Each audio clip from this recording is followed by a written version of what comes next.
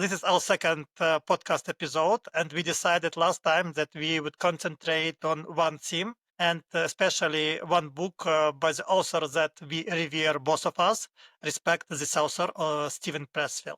And I didn't know about him a lot before, but later on I found out that he is and not only the author of the War of Art, which is a popular book, but also he was a scenario writer for many Hollywood movies, action movies. So he's quite an important man, and he accomplished a lot of things. And he started writing in later years, so he didn't start as a writer. So if you can tell your experience with Steven Pressfield, please go on, and later on we will go one by one on the points of his book.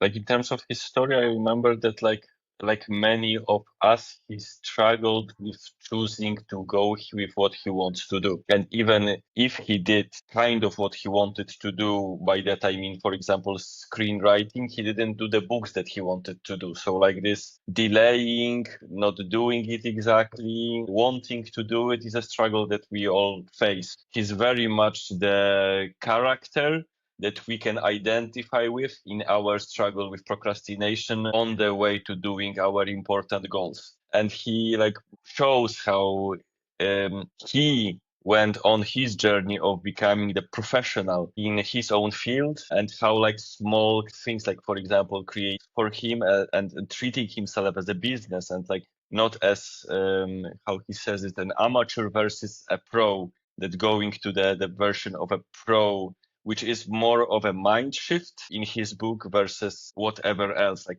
for example, the amount of money you make. Amount of money, for example, is the secondary result of the third result, how you approach work.